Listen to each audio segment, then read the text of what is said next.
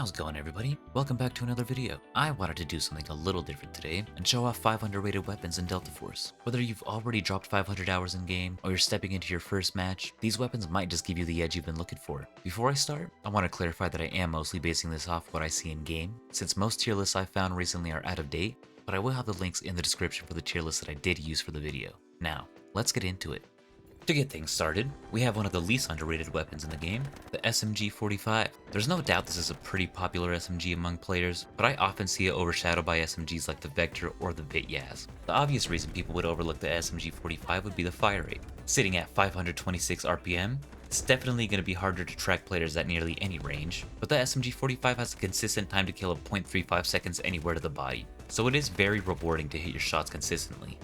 With a max damage range of up to 29 meters and incredibly low stability, the SMG-45 has a lot of long range potential. If you were looking to use this SMG like a normal person though, you could get a time to kill as high as 0.68 seconds within a 55 meter range. With a hold breath duration of nearly 47 seconds and a lens firing stability as low as 0.12, you could literally shoot pixels of players with little to no difficulty. The way I see it, if you're accurate and consistent with your shots, the SMG-45 can outperform the Vector or the Vit-Yaz in nearly any situation. And even if the Vector or the Vit-Yaz can maintain a similar time to kill, there's no way they can do it as easily. For the next weapon, we have the Scar H Battle Rifle. This is another weapon that's pretty popular among players since it was added to the Recon unit alongside the AUG, but I see the Scar overshadowed in the Engineer and Recon class by weapons like the M250, SG552, and the M14. This is another case of people being put off by the slow fire rate in my opinion, but in the right hands, I think the Scar can outperform all three of these weapons.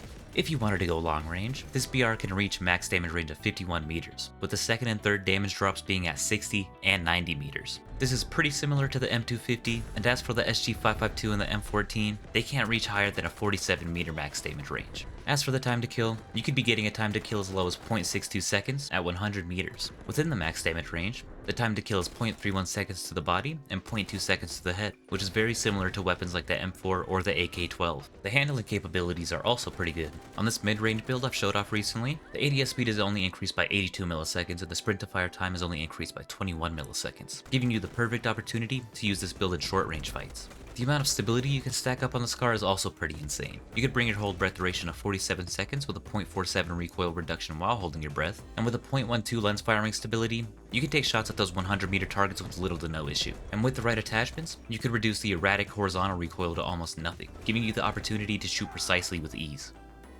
Moving on to the third weapon on this list, we have the AK-12 Assault Rifle. This AR is a lot of fun to use, mostly because this is the only AK that doesn't have terrible visual recoil and sway. This build that I've shown off has very similar damage drop-offs to the base AKM. The AK-12 base stability and accuracy are also pretty similar to the AKM, but that's where the similarities end on the AK side. Everything else about this AR closely resembles ARs like the M4 and CAR-15.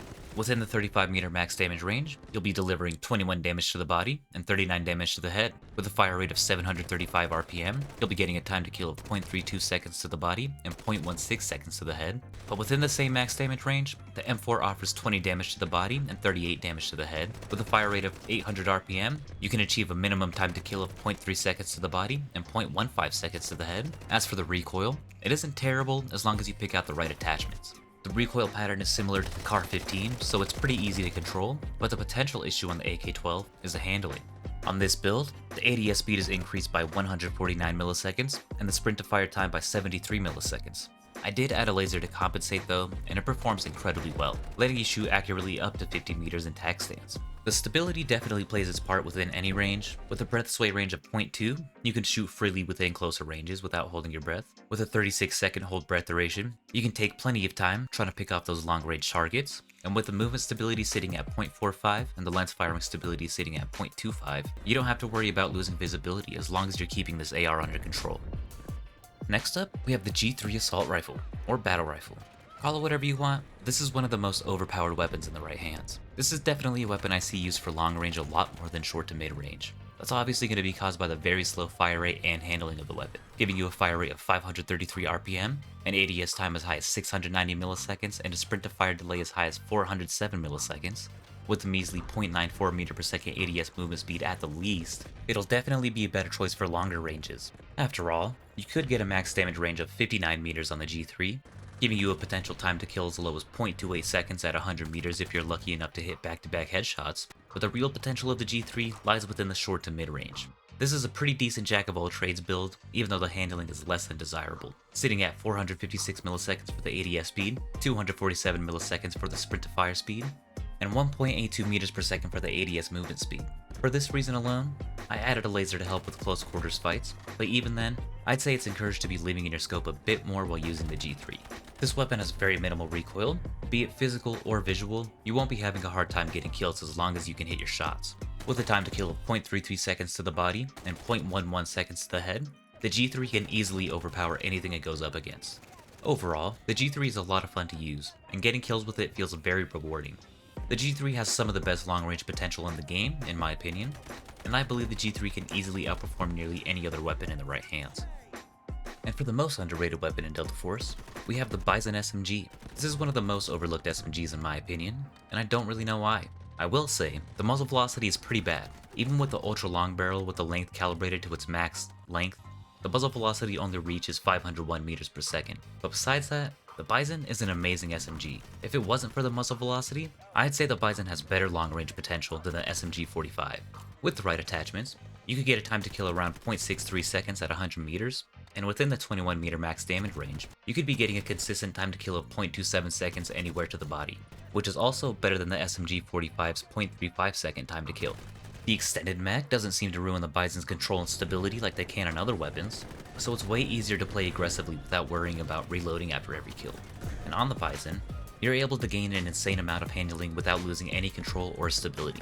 With attachments like the charging handle, the carbon fiber handguard, the polymer stock, the stock pad, and the RK3 grip. While this build I made was calibrated to have worse handling in favor of control and stability, with all those attachments equipped, I only gained an 85 millisecond increase in ADS time and a 20 millisecond increase in sprint to fire time, with a 0.21 meter per second decrease in ADS movement speed. All in all, I see the Bizon being overshadowed by the Vector, the Vityaz, and the SMG-45 constantly, but in the right hands, the Bizon is easily one of the best SMGs in the game, and when built right, it can go toe-to-toe with the SMG-45 without a problem. And there you have it, the 5 most underrated weapons in Delta Force, in my opinion.